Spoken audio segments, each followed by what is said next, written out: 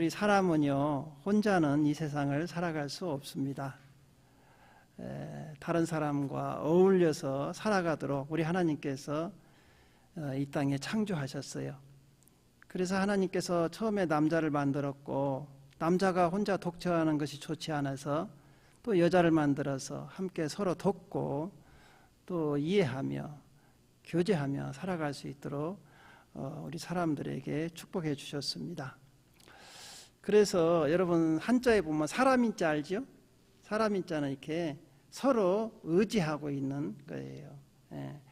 그래서 철학자 아리스토텔레스는 사람은 사회적 동물이다, 사회적 관계다 이렇게 얘기했어요.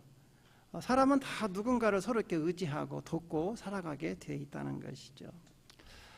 그런데 우리가 인생을 살다 보면 어느 때 갑자기 나 혼자 홀로 남은 것 같은 외롭고 캄캄한 밤이 올 때도 있어요.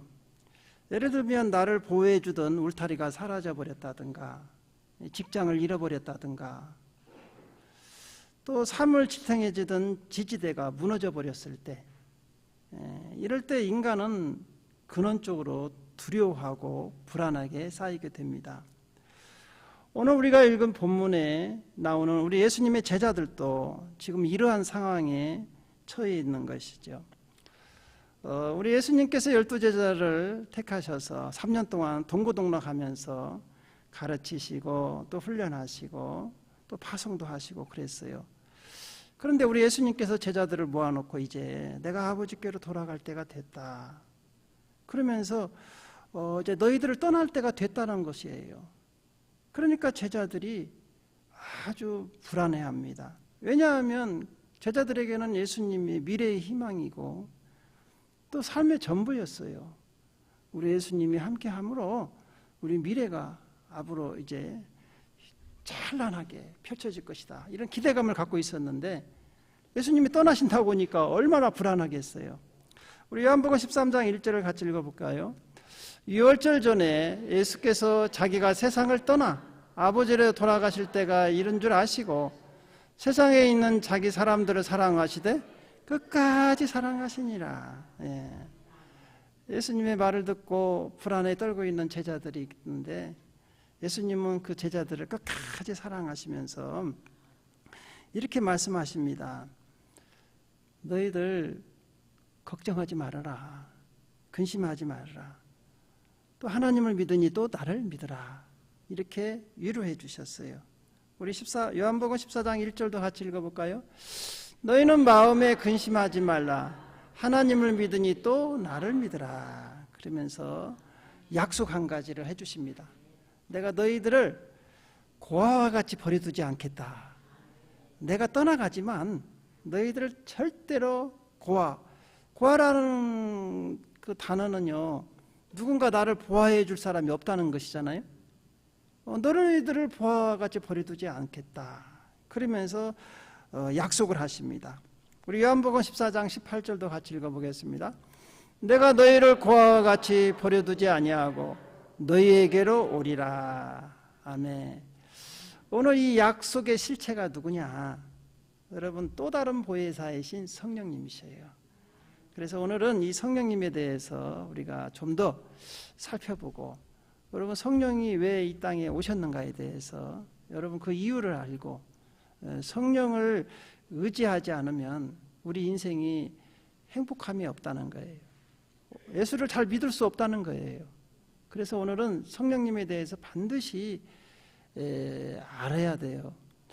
그래서 첫 번째로는 우리 성령님은 우리와 영원히 함께 하신다고 했어요. 언제까지 한다고요? 영원히. 우리 요한복음 14장 16절을 같이 읽어보겠습니다. 내가 아버지께 구하겠으니 그가 또 다른 보혜사를 너희에게 주사 영원토록 너희와 함께 있게 하리니. 여기서 우리 예수님은 성령님을 우리에게 소개할 때 또 다른 보혜사라고 합니다. 또 다른 보혜사. 근데 보혜사가 두 명이 있다는 거잖아요. 그러니까 첫 번째 보혜사는 육신을 입고 제자들과 함께 하셨던 예수 그리스도를 가리켜요. 첫 번째 보혜사는 누구시라고요? 예수 그리스도이시요. 이제 예수님이 떠나가시니까 제자들에게 또 다른 보혜사를 주신다. 또 다른 보혜사는 누구냐 하면 우리 예수님과 같이 똑같은 신성과 권능을 가진 하나님이신 성령님을 가리켜요. 이 예수님께서 이 또 다른 보혜사를 자기가 승천하시고 난 후에 아버지께로 받아서 보내주겠다는 거예요. 그래서 여기서 또 다른이라는 헬라어는 알로스라고 하는데 질적으로 똑같아요. 그런데 다른 존재라는 것이죠.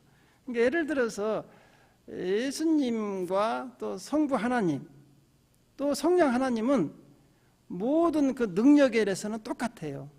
하나님이세요. 그리고 하나님의 성품을 똑같이 가지고 계신 분. 그런데 인격적으로는 다 다른 분이다 이 말이죠. 그래서 여기서 또 다른 성령님이다 이렇게 이야기를 하는 거예요. 그래서 오늘은 이제 보혜사라고 나오는데 여러분 이 보혜사란 말을 좀 잘 이해를 해야 돼요. 성령님이 어떤 분이다? 보혜사시다. 보혜사라는 한자로 저렇게 씁니다. 보호할 보자, 여러분 은혜의 자, 스승사자를 써요.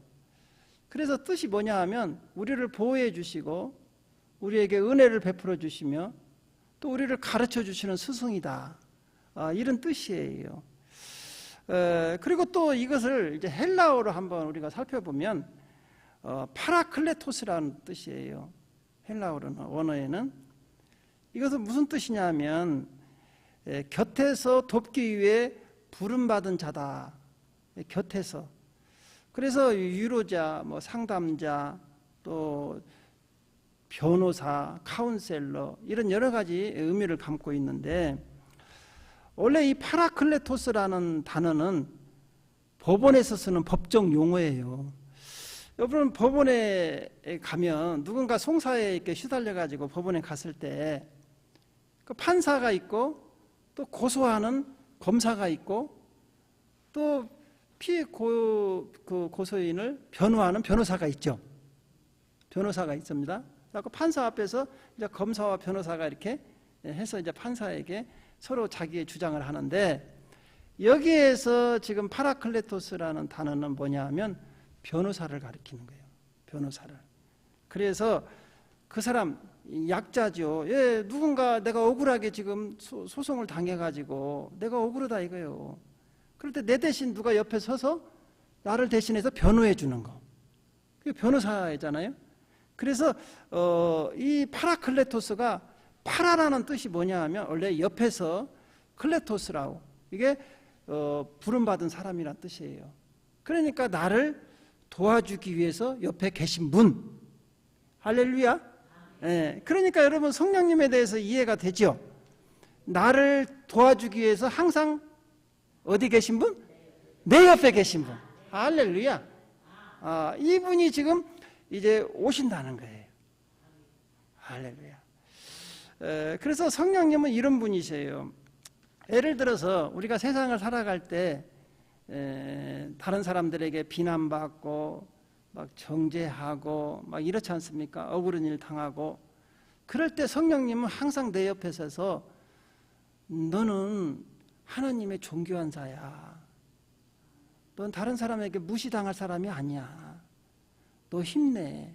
너 용기 잃지 마라. 이러면서 우리를 하나님의 자녀인 것을 옆에서 증거해 주시고 우리에게 힘을 돋보여 주신 분이 누구다? 성령님이시에요. 그 로마서 8장 15절에서 16절은 우리에게 이렇게 말씀하십니다. 너희는 다시 무서워하는 종의 영을 받지 아니하고 양자의 영을 받았으므로 우리가 아빠 아버지라고 부르짖느니라. 성령이 친히 우리의 영과 더불어 우리가 하나님 자녀인 것을 증언하시나니. 할렐루야. 그래서 성령님이 우리를 하나님 자녀로 인치시고 우리 안에서 너는 하나님의 자녀야. 너는 존귀한 자야. 그러면서 보증해 주시는 분이 누구다? 성령님이시라는 거예요. 또 우리가 하나님의 자녀이지만 또 하나님께 기도할 때 무슨 기도를 어떻게 해야 할지 잘 모르잖아요. 어린애와 같아서 우리가 어떻게 하나님을 또 찬양하고 기도해야 할지를 모를 때 우리를 곁에서 대신해서 탄식하시며 기도를 가르쳐 주시고 또 우리가 기도하지 못할 때 대신 하나님께 기도해 주시는 분이 누구냐? 성령님이시라는 거예요. 로마서 8장 26절은 우리에게 이렇게 말씀하십니다. 이와 같이 성령도 우리의 연약함을 도우시나니 우리는 마땅히 기도할 바를 알지 못하나 오직 성령이 말할 수 없는 탄식으로 우리를 위하여 친히 간구하시느니라. 친히 간구하신다. 그러면서 이 성령이 우리가 항상 옆에서 기도할 때 우리 기도를 가르쳐 주시고 도와주셔요. 그래서 여러분 기도할 때 무슨 기도를 해야 할지 잘 모를 때 성령님, 제가 하나님 뜻대로 기도할 수 있도록 저에게 기도의 영을 부어주세요. 이렇게 먼저 기도하십시오. 그러면 성령님께서 여러분 마음에 하나님의 뜻에 따라서 기도할 수 있도록 기도의 영을 부어주시고 우리 기도를 방해하는 흑암의 권세를 막아주셔요. 여러분 기도할 때 항상 영적으로 이걸 알아야 돼요. 우리의 기도를 방해하는 흑암의 권세가 항상 있어요. 그래서 우리 마음도 분주하게 하고 막 잡생각이 나게 하고 막 그러잖아요. 그럴 때는 성령님의 도움을 받아야 돼요. 성령님, 제가 집중해서 기도할 수 있도록 저에게 기도의 영을 부어주세요. 그리고 기도해 보세요. 그러면 여러분 기도가 술술 나와요. 그리고 기도가 다 하늘로 막 올라가는 그런 것을 여러분 느낄 거예요. 이 땅에 이제 예수님이 육신으로 계실 때는요, 그 공간이 제한적이었어요. 예루살렘하고 그거 갈릴리 거기에만 육신을 입고 있기 때문에 그래서 공간적이냐 시간적인 제약을 받았었는데 성령님은 그런 분이 아니에요. 시공간을 초월해 가지고 여러분 예수님 육신의 몸을 입고 있었지만 성령님은 그게 없어요. 똑같은 하나님이신데 영이시기 때문에 시공간을 초월합니다. 그래서 이 시간에 똑같은 이 시간에 예루살렘에도 성령이 역사하고 지금 대한민국에도 역사하고 우리가 살고 있는 미국 땅이 지금 이 시간에도 역사하는 거예요. 할렐루야. 그래서 이 성령님이 예수님께서 말씀하셨어요. 내가 떠나가고 성령이 오시는 게 너희들에게 유익이다 이렇게 얘기를 했어요. 요한복음 16장 7절을 같이 읽어볼까요? 그러나 내가 너희에게 실상을 말하노니 내가 떠나가는 것이 너희에게 유익이라. 내가 떠나가지 아니하면 보혜사가 너희에게로 오시지 아니할 것이요 가면 내가 그를 너희에게로 보내리라. 그러니까 예수님께서 제자들이 두려워했을 때 내가 가야 한다. 가면 너희들에게 성령님이 오시면 너희들에게 더 유익이다 이거예요. 그 당시에는 예수님을 만나지 못한 사람들은 은혜를 못 받잖아요. 근데 지금은 성령 시대이기 때문에 성령은 세계 어디서나 다 역사를 하시는 거거든요. 그래서 우리에게 역사한다. 지금 이 시간에도 이곳에 함께 하실 줄 믿습니다. 여러분 안에 계시기 때문에 그래요. 자, 두 번째로는 성령님은 진리의 영이다 그랬어요. 우리 요한복음 14장 17절을 같이 읽어보겠습니다. 그는 진리의 영이라 세상은 능히 그를 받지 못하나니 이는 그를 보지도 못하고 알지도 못함이라. 그러나 너희는 그를 아나니 그가 너희와 함께 거하시며 또 너희 속에 계시겠습니다 그랬어요. 여러분 성령님은 막연하게 무슨 감상이나 능력, 힘 그런 게 아니고 인격의 하나님이세요. 그래서 우리를 하나님의 진리 가운데로 인도하는 거예요. 그래서 요한복음 16장 13절에 보면 이렇게 나옵니다. 그러나 진리의 성령이 오시면 그가 너희를 모든 진리 가운데로 인도하시리니 그가 스스로 말하지 않고 오직 들은 것을 말하며 장래일을 너희에게 알리시리라. 여기서 보십시오. 여러분 성령을 받으면 성령이 여러분 안에 임하시면 어떤 일이 일어나냐? 영적인 눈이 열립니다. 할렐루야. 성령님은 우리 안에 오시면 우리가 하나님 말씀을 들을 때나 하나님 말씀을 읽을 때 아이고 목사님 제가 성경만 펴면 잠이 와요 그런 분 있어요. 성경을 읽으라니까 집에 가서 성경 좀 읽으려고 했더니 딱 한 장을 못 읽고 졸음이 온다 이거예요. 그리고 읽어도 이게 무슨 얘기인가를 모르겠다는 거예요. 그런데 성령을 받으면요 이 하나님 말씀이 이해가 되고 꿀송이 같이 답니다. 그래서 막 몇 시간이고 성경을 읽어요. 그럼 막 이해가 되는 거예요. 왜 그러냐? 성령이 우리에게 지혜의 영, 계시의 영으로서 우리에게 역사하기 때문에 그래요. 그래서 에베소서 1장 17절에서 18절은 우리에게 이렇게 말씀하십니다. 우리 주 예수 그리스도의 하나님 영광의 아버지께서 지혜와 계시의 영을 너희에게 주사 하나님을 알게 하시고 너희 마음의 눈을 밝히사 그의 부르심의 소망이 무엇이며 성도 안에서 그 기업의 영광의 풍성함이 무엇이며 그랬어요. 그래서 우리가 하나님 말씀을 읽을 때 항상 먼저 기도해야 할 것이 뭐냐? 여러분 성경을 읽기 전에 꼭 이렇게 기도하세요. 성령님, 저에게 지혜의 영, 계시의 영, 그래서 우리 마음 문을 열어 주시옵소서. 이 말씀이 깨달아지고 생각나게 해주세요. 기도를 하고 읽으셔야 돼요. 그래서 이 성경은요 영적인 책이에요. 이스라엘의 역사가 아니에요. 그래서 많은 자기가 사회적으로 박사인데 내가 성경을 읽어보고 내가 성경에 잘못된 것을 찾아내야겠다 이런 사람들도 막 읽고는요 내가 성경을 10번 읽었네 20번 읽었네 막 그래요. 자랑해요. 지식적으로. 여러분 도울이라고 알아요? 그 TV에 가끔가다 유튜브에 강사 있잖아. 도울 머리 이렇게 벗겨져 가지고 그 사람이요 성경을 우리 신학 박사보다 더 많이 압니다. 근데 그분이 문제가 뭐냐? 성령을 못 받았기 때문에 영적인 걸 모른다는 거예요. 할렐루야. 성경은 성령의 감동을 받은 사람들에 의해서 기록된 거예요. 그렇기 때문에 이게 영적인 말씀이기 때문에 성령 받지 않으면 아무리 성경을 100번, 200번을 읽었어도 깨닫지를 못하는 거예요. 그래서 여러분들이 왜 신앙생활을 내가 이렇게 많이 했는데 오래 했는데 왜 성경에 대해서 이해가 안 가냐? 성령 받지 않아서 그래요. 성령 받아야 돼요. 그래서 어무 소리만 자꾸 하는 거예요. 성경을 갖고. 성령이 임하시면 지혜의 신, 총명의 신, 모략의 신, 재능의 신이 역사하기 때문에 지식의 역사를 하는 거예요. 다 눈이 밝혀지는 거예요. 또 두 번째로는요, 성령이 역사하면 잘못된 길을 것을 회개하게 합니다. 돌아오게 하는 거예요. 우리 사도행전 2장 37절을 같이 읽어볼까요? 그들이 이 말을 듣고 마음에 찔려 베드로와 다른 사도에게 물어 이르되 형제들아 우리가 어찌할꼬 하거늘. 그러니까 성경을 읽다 보면 목사님이 나들으라고 한 말씀 같다. 오늘은 왜 내 마음이 자꾸 찔림이 올까?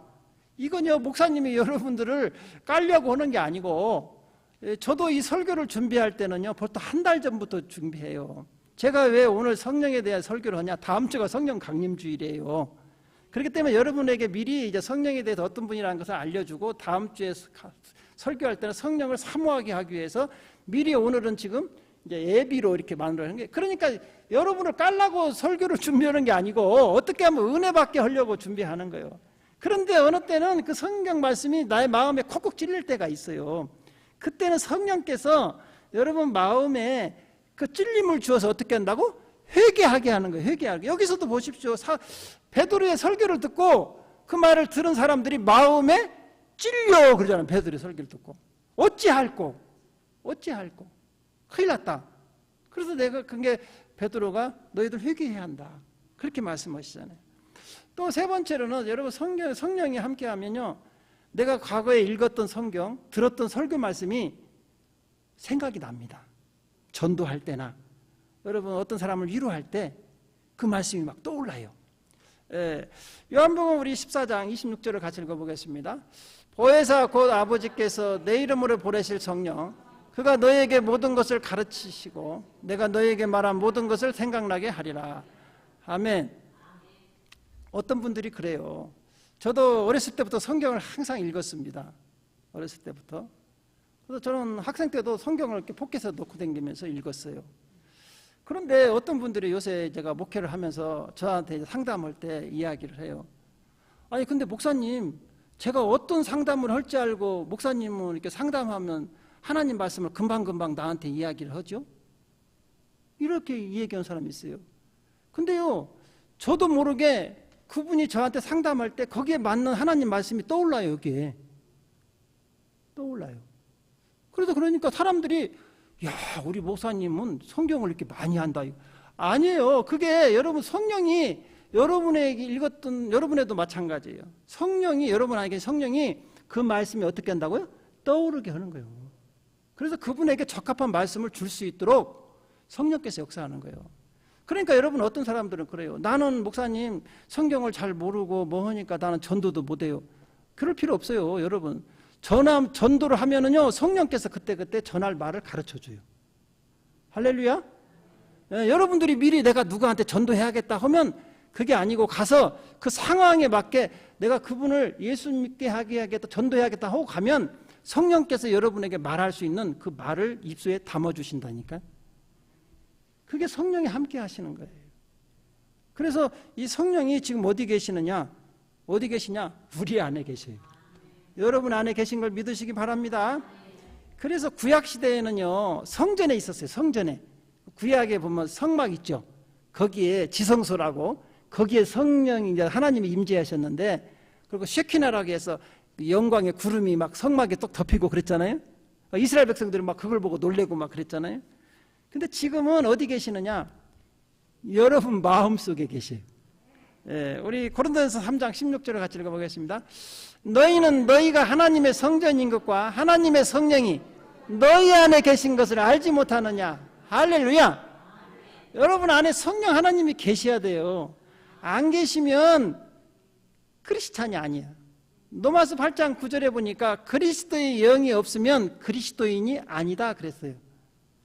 그렇기 때문에 여러분 반드시 여러분 안에 성령 하나님이 계시한 걸 믿으시기 바랍니다. 그래서 반드시 성령을 받아야 돼요. 어떤 분들은 그래요. 아니 목사님 내가 하나님 믿고 예수님 잘 믿고 있어요. 근데 뭐 너 또 성령까지 받으라고 그래 나보고 막 그런 분이 있어요. 여러분 성령을 못 받으면요 신앙생활을 제대로 할 수가 없어요. 고린도서 12장 3절에도 성령이 아니고는 예수를 주라 시인할 수 없다 그랬어요. 그러니까 성령 받지 않고 교회 다니봐야 거듭나지도 못하고 또 어느 때 시험이 오면 넘어져 가지고 교회를 떠나버리기도 하고 성령이 또 인도함을 안 받으면요 내 마음대로 교회를 다녀요. 내 하고 싶은 대로 해요. 성령대로 믿어야 잘 믿는데 성령의 의지를 하지 않고 자기가 하고 싶은 대로 신앙생활을 하는 거예요. 그런 분은요 여러분 10년 20년을 다녀도 하나님의 축복을 못 받아요. 여러분 잘 믿는 게 뭐예요? 하나님 말씀대로 믿는 게 잘 믿는 거예요.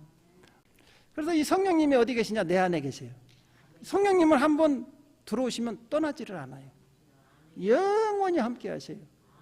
그래서 빌립보서 1장 6절은 우리에게 이렇게 말씀하십니다. 너희 안에 착한 일을 시작하신 이가 그리스도 예수의 날까지 이루실 줄을 우리는 확신하노라. 한번 성령이 여러분 안에 딱 들어오시면 여러분이 때로는 성령님을 근심하게 하고 또 죄를 짓기도 하잖아요.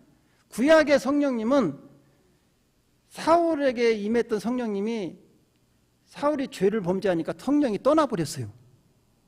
떠나버렸어. 그러니까 악령이 역사를 했잖아요. 근데 신약 예수님이 오시고 나서부터는 성령이 오신 성령을 받으면 절대 안 떠나요. 언제까지? 영원토록. 그래서 언제까지? 여러분들이 천국 들어갈 때까지. 예. 그래서 지금 성령을 받은 분은 내가 가끔가다 죄를 지어도 성령이 안에서 근심을 해요. 근심. 그러지만 떠나지는 않아. 그래서 여러분들에게 속에서 성령님께서 그래. 양심에 자꾸 가책을 줘서 너는 하나님의 자녀야. 너 그러면 안 되지. 성령이 자꾸 근심하면서 알려줘요. 그래서 여러분들이 죄를 많이 지어도 성령은 떠나지 않지만 나중에 징계를 받아. 그러니까 죄 짓지 마시기 바랍니다. 그래서 성령을 근심시키지 말아라 그래요. 근심시키지 마. 성령이 계시면서 나쁜 짓을 자꾸 하면 근심해요. 여러분 엄마가 자꾸 엄마 말씀 듣고 엄마 말 속상하게 하면 엄마가 근심하잖아요. 똑같아. 자 이제 세 번째로는요. 성령이 오시면 우리가 예수님과 하나가 되게 해요. 하나가 되게.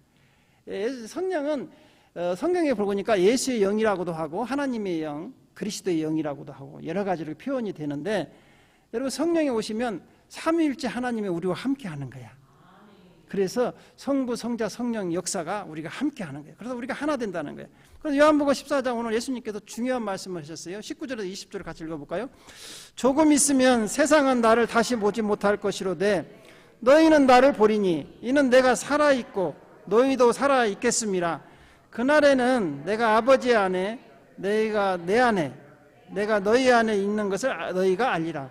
그날에 언제요? 여러분 성령 받고 나면 지금 성령이 나와 함께 하시는 것은 아버지와 아들 예수님이 나와 함께 하시는 것을 느끼는 거예요. 그래서 예수님께서 말씀하셔. 내가 세상 끝날까지 너와 함께 하겠다. 아니 예수님은 지금 하늘에 앉아 계시는데 어디서 우리와 세상 끝날까지 함께 하시냐? 성령으로 지금도 우리와 함께 하신 걸 믿으시기 바랍니다. 네, 그래서 예수님과 우리가 딱 지금도 하나가 되어 있어요. 그래서 이 세상에 살다 보면 어려움이 와도요, 우리를 예수님의 사랑에서 끊을 수가 없다, 이렇게 성경은 이야기하고 있습니다. 그래서 로마서 우리 8장 35절을 같이 읽어볼까요? 누가 우리를 그리스도의 사랑에서 끊으리요? 환난이나 공고나 박해나 기근이나 적신이나 위험이나 칼이라. 여기서 보십시오. 우리가 살다 보면 환난을 당할 수 있습니다. 공고할 수도 있어요. 또 박해를 받을 때도 있어요. 이것도 기근, 어려운 것이죠. 뭐 여러분 먹을 것이 없는 게 기근. 또 적신, 여기서 적신이라는 것은 헐벗는 거예요. 헐벗고. 그 다음에 위험한 게 많지요. 그 다음에 칼, 죽음을 가리키는 거죠.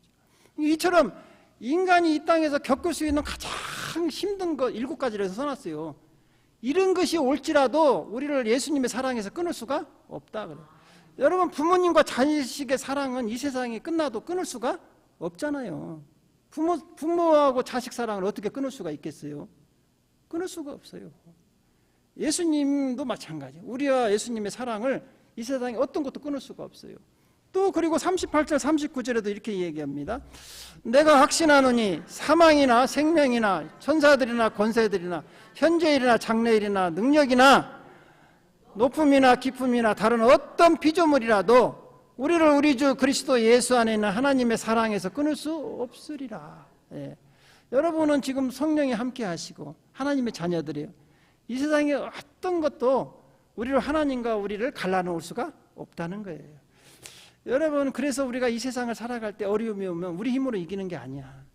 성령이 우리를 도와주는 거예요. 성령이. 그래서 로마서 8장 37절에 이렇게 얘기합니다.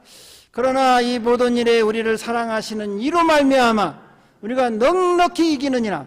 여기서 넉넉히 이긴다는 것은요, 뭐 힘들게 싸워서 이기는 게 아니라 예수님이 다 이겨놨다 이거예요.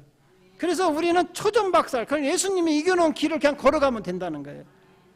그게 왜 그러냐? 지금도 성령이 우리 안에서 우리를 도와주고 계시기 때문에. 그래서 살아가는 성도 여러분, 이제 우리가 성령님에 대해서 이제 어떻게 동행하는가, 이 3가지를 제가 잠깐 말씀을 드리려고 해요. 여러분 이것을 알아야 돼요. 성령 받아야 한단다. 그리고 끝? 그거 아니에요. 성령님은 지금 인격의 하나님 우리와 함께 하시기 때문에요. 첫 번째로 성령을 동행하기 위해서는 성령님을 먼저 인정을 해야 돼요. 여러분 성령님은 인격이시기 때문에 인정하지 않으면 우리에게 역사하지 않아요. 여러분들도 그렇잖아요. 친구가 나를 인격적으로 대하지 않으면 내가 그 친구를 어때요? 안 만나는 거죠. 안 만나. 마찬가지 성령님도 마찬가지. 그러니까 여러분 안에 계신 성령님을 인정해야 돼요. 처음에. 그리고 수시로 의식하고 성령님을 의지해야 돼요. 그래서 저도 그래요. 아침에 일어나면 성령님 도와주세요. 저에게 생기를 불어 넣어주세요. 그리고 또 무슨 일을 할 때 성령님 이걸 어떻게 해야죠? 꼭 이렇게 성령을 의식하고 살아야 돼. 아셨죠? 두 번째로는 어떤 결정을 할 때 무슨 말을 해야 할지 어떻게 해야 할지 모를 때는 성령의 도움을 받아요. 성령님 물어봐야 돼요. 성령님 내가 이걸 결정을 해야 하는데 어떻게 해야 합니까? 물어봐야 돼요. 우리가 잘못된 게 뭐냐면 지가 다 결정해놓고 나중에 잘못되면 성령님한테 도와주라고 그래요. 그러지 말고 먼저 물어보라니까. 먼저 물어보라고. 그래서 우리가 옛말에 이런 얘기가 있어요. 여러분 며느리가 시어머니한테 이쁨 받는 게 뭐냐? 맨날 물어보는 거예요. 콩나물국 끓일 때도 어머니 여기다가 콩나물 언제까지 삶아야 돼요? 또 나중에 소금을 얼마큼 넣어야 돼요? 뭐 새우젓 넣을까요 말까? 계속 물어보면요. 나중에 시어머니가 그 국을 끓여다 주면은요. 맛없다는 소리를 못해. 계속 물어봤기 때문에 마찬가지 예를 들어서 그러니까 이뻐할 수밖에 없어. 그렇잖아요? 예. 뭐라고 할 수가 없잖아요. 그래서 며느리가 시어머니한테 이쁨 받는 건 뭐다? 질문하는 거예요. 계속해서 질문하는 거예요. 막 살각. 마찬가지로 우리가 성령님에게 가장 잘 인정받는 게 뭐냐? 물어보는 거. 성령님한테. 성령님 이거 어떻게 하죠? 이렇게 어떻게 하시죠? 아, 내가 이거 예를 들어서 이런 것도 있어요. 물건을 사러 갔는데 이거 사야 할까 저거 사야 할까 할 때, 그렇죠? 그럴 때도 여러분 성령님한테 물어보십시오. 여러분 우리 이재혁 집사님 고기 사러 갔을 때도 어떻게 사야 할까 물어봐요. 그거 여러분 그게요, 여러분들이 자꾸 생활에서 그걸 성령님과 동행하는 삶을 실천을 해봐야 돼요. 성령님 계셔, 내가 알아서 다 하려니까 이러면 안 돼요. 계속해서 여러분 질문하고, 옆에 항상 누가 계시다? 성령님. 그래서 내가 아까 변호사라고 했잖아. 카운셀러. 물어봐야 돼. 여러분 카운셀러가 뭐예요? 나를 도와주려고 옆에 서 있는 분 아니야. 그러니까 모르면 자꾸 물어봐야지. 세 번째로는요, 도움을 청하십시오. 어려움이 오면 성령님 도와주세요. 성령님 도와줘요. 저도 그런 경우 많아요. 저도 이렇게 뭔 일을 하다가 안 되면 성령님 도와주세요 그래. 그러면 지혜가 떠올라요. 아이디어가 떠올라. 그래서 여러분 우리는 이런 것을 작게라도 자꾸 이렇게 하는 습관을 길러야 돼요. 성령님은 꽂아놓는 보릿자루가 아닙니다. 항상 내 옆에서 나와 동행하시면서 나를 인도하시고 가르쳐 주시고 우리를 도와주려고 옆에 계신 분이야.